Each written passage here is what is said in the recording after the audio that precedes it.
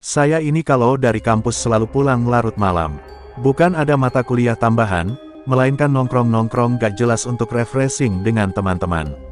Melihat jam tangan sudah menunjukkan pukul 23.30 malam, saya dan ketiga teman saya, sebut saja namanya Ivan, Rizky dan Sony memutuskan untuk pulang. Dan seperti biasa saya dan Sony selalu bareng, karena jalur ke rumah saya searah dengan jalur ke rumahnya. Kami berdua menggunakan sepeda motor masing-masing. Di awal perjalanan menuju pulang, kami menjalankan motor beriringan satu sama lain. Malam kali ini ditemani hujan rintik-rintik yang dinginnya cukup menembus jaket dan membuat saya menggigil.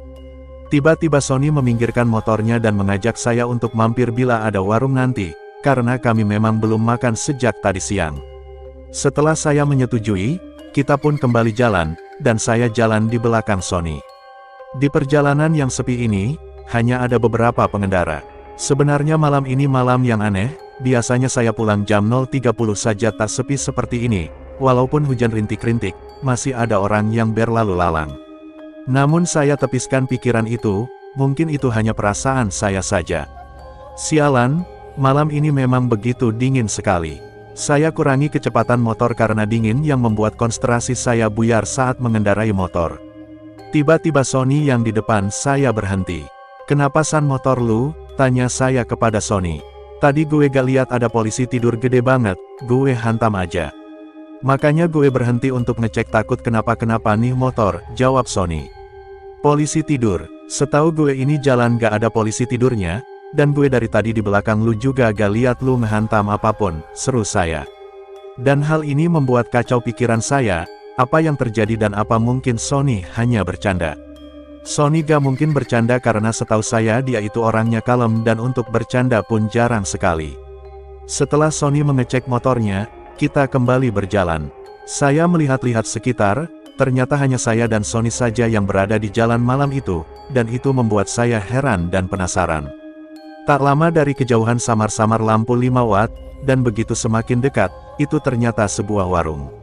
Warung itu tepat di sebelah kiri sebuah baleho atau papan iklan besar yang masih kosong, belum ada iklan yang terpampang. Akhirnya Sony dan saya berhenti dan mampir ke warung tersebut. Pas saya turun dari motor, tiba-tiba saya tersandung papan kilometer yang tingginya selutut, dan cukup membuat kaki saya sakit. Ya sudahlah, faktor dingin dan sedikit kecapean membuat saya gak melihat adanya papan kilometer itu. Kami berdua masuk ke warung tersebut. Tersedia bangku dan meja, kami pun duduk. Setelah kami duduk, keluarlah seorang ibu-ibu dan seorang bapak, sepertinya mereka suami istri, dan menyapa dengan ramah sambil tersenyum. "Pesan apa mas?" tanya ibu warung itu sambil tersenyum. "Pesan kopinya 2 bu. Kalau ada makanan ringan, seperti roti juga pesan 2 ya bu," jawab Sony. Ibu itu pun tersenyum, dan kembali masuk ke warung untuk membuatkan kopi. Sambil menunggu, saya pun iseng-iseng bertanya kepada suami si ibu warung. "Warungnya buka 24 jam pak?" tanya saya. "Iya mas. Saya berjaga bergantian dengan istri saya," jawab bapak itu. "Malam ini dingin sekali pak dan jalan begitu sepi sekali," ujar saya. Dan bapak itu hanya tersenyum kepadaku. "Ini mas kopi sama rotinya," ujar ibu warung sambil menyuguhkan kopi dan roti yang kami pesan. "Oh iya, terima kasih ya bu," jawab Sony. "Saya buatkan tahu isi juga.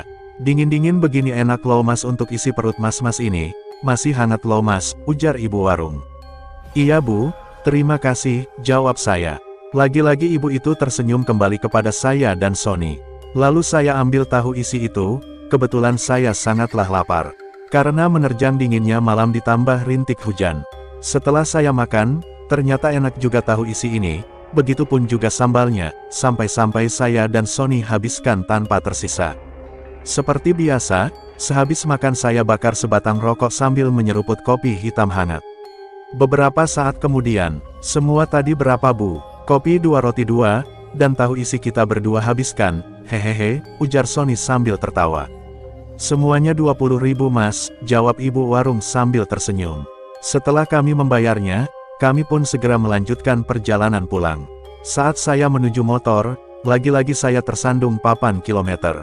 Oke, kali ini saya benar-benar meleng. Penasaran dengan papan kilometer yang membuat kaki saya tersandung, saya pun melihatnya, di sana tertulis, KM 12. Setelah rasa penasaran saya hilang, akhirnya kami pun memulai perjalanan pulang. Jalanan masih tampak sepi, hujan rintik-rintik sepertinya tak mau berhenti juga. Di pertigaan jalan, Sony pun belok kiri, karena kali ini saya sudah gak sejalur lagi dengan dia, dan rumah saya masih agak jauh sedikit. Anehnya, di jalan yang menuju ke rumah saya tidak sepi seperti tadi, ada beberapa kendaraan yang lalu lalang. Sialan, malam ini sangat aneh, mungkin karena gue kelelahan, gumam saya. Sesampainya di rumah, saya sholat isya dan membersihkan diri. Mata pun belum mau menutup alias belum ngantuk. Saya pun mendengarkan lagu. Tiba-tiba HP saya berdering ada panggilan masuk, ternyata itu Sony. Tadi lu ngerasa aneh gak selama perjalanan pulang Dit? Tanya Sony melalui telepon. Iya sih, jawab saya. Kirain gue doang Dit. Motor gue pas dicek di rumah, ternyata gak ada yang rusak, padahal tadi gue hantam polisi tidur gede banget cuy, ujar Sony. Iya syukur deh San, sorry, gue capek banget nih, gue tutup dulu ya. Besok di kampus saja ngomonginnya, jawab saya. Oh, oke Dit, ujar Sony. Karena perjalanan tadi membuat saya stres gak seperti biasanya, akhirnya saya memutuskan untuk tidur dan menutup telepon dari Sony. Akhirnya saya pun tertidur.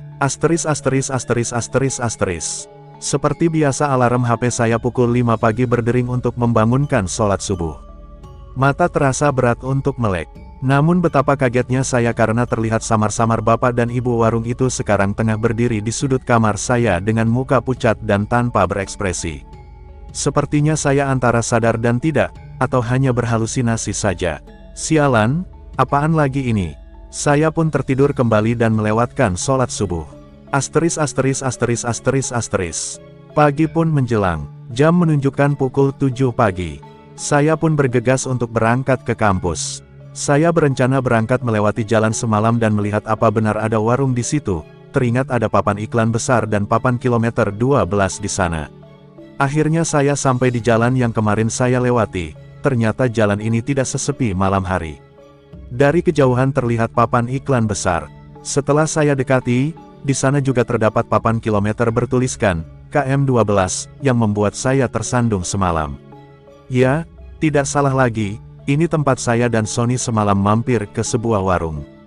Dan betapa kagetnya saya, karena tepat di sebelah kiri papan iklan besar yang masih kosong itu, ternyata hanya sebuah kebun kosong yang ditumbuhi rumput ilalang dan semak belukar, tidak ada satupun warung di situ. Namun, di dalam kebun terlihat dari kejauhan ada sebuah rumah kosong yang nampak tua. Rumah itu atapnya sudah runtuh sebagian. Entah saya berhalusinasi atau tidak, di sana terlihat sosok perempuan melambaikan tangan dari dalam rumah tua itu. Dengan jelas saya lihat rambutnya panjang, bergaun putih. Wah, itu membuat saya gemetar dan saya cepat-cepat starter motor untuk segera pergi dari tempat itu. Karena saya belum sarapan dan gemetaran akibat hal sialan tadi, akhirnya saya berhenti di tempat jualan nasi. Uduk, Bu, nasi uduknya satu ya, ujar saya. Ya Mas, jawab ibu itu. Jalan sekitar sini pun sangatlah ramai, apa mungkin bila malam hari sepi sekali ya, gumam saya dalam hati.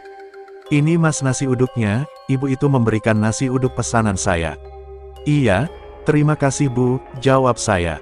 Rasa penasaran membuat saya bertanya kepada ibu itu. Bu, apa kalau malam jalanan ini sepi sekali?